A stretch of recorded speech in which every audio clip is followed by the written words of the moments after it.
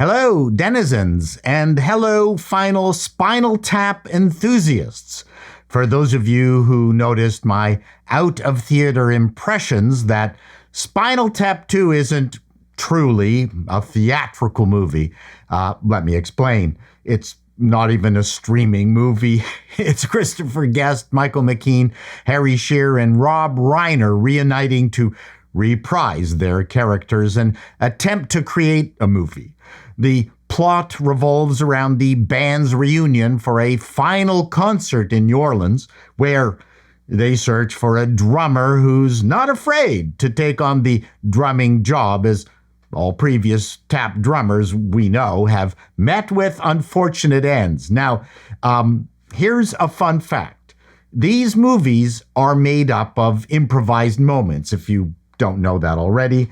I thought it was amusing that a simple gag in Spinal Tap I became a running gag, then evolved into a cultural phenomenon, along with the inappropriately sized Stonehenge set, the Lost Arena bit, the enshrined name of Bobby Fleckman, and the legendary, well, it goes to 11. However, Spinal Tap II lacks these moments. There's no gag that will make this effort as culturally relevant as its predecessor.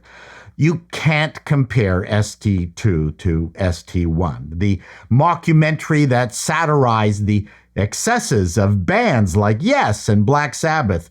It drew inspiration from Eric Idle's The Ruttles, which itself was inspired by A Hard Day's Night. In fact, Spinal Tap II has more in common with the unstructured events leading up to the big show in A Hard Day's Night than Spinal Tap I, which had a more elaborate dramatic story and a send-up of the entire music business.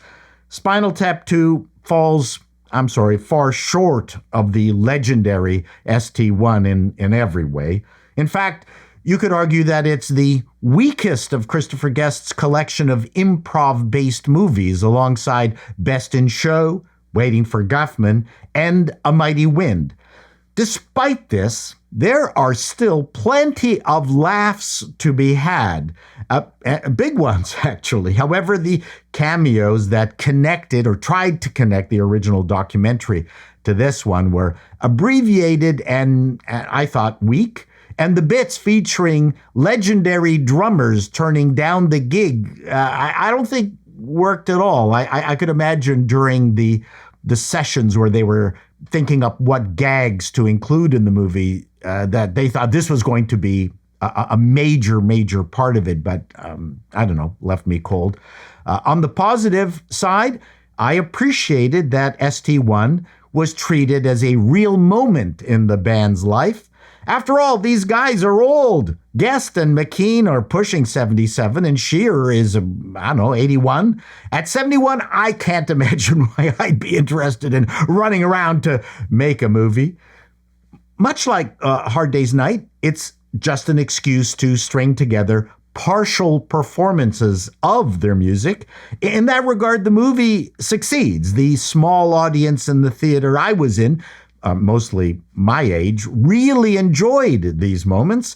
The performances are wonderful, and the three leads relished their craggy exteriors to the max. Guest especially stood out for me with a very subtle performance. There's not much to critique, except that much like ST1 was a send-up of heavy metal, I was expecting this to have a bit more fun with geezer rock, sending up geezer rock, or even those tours featuring the last living member of the band who can't really sing or play their instrument very well anymore. Surrounded by, of course, a bunch of younger session musicians. Maybe the one drummer who didn't die was out touring as Spinal Tap, pissing off the original three enough to get back together and reclaim the act. That at least would have been enough of a story to hang this on. Since there wasn't much to propel the story forward, we got too much Reiner as Marty DeBurgi. It felt like this was DeBurgy featuring Spinal Tap at times with his quest to find the band rather than being the fly-on-the-wall documentarian who just happened to stumble upon the breakup of the original Tap. The best part was the cameo appearance of Paul McCartney, who was genuinely, sublimely funny. There was some hilarious moments there, especially as McKean's character thought that McCartney was a little pushy. Elton John was quite game to join the silliness as well.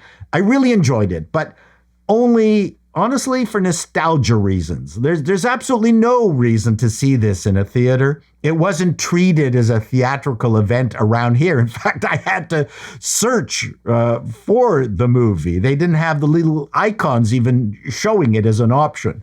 A shout out to Valerie Franco playing Snakebit drummer Dee Dee Crockett.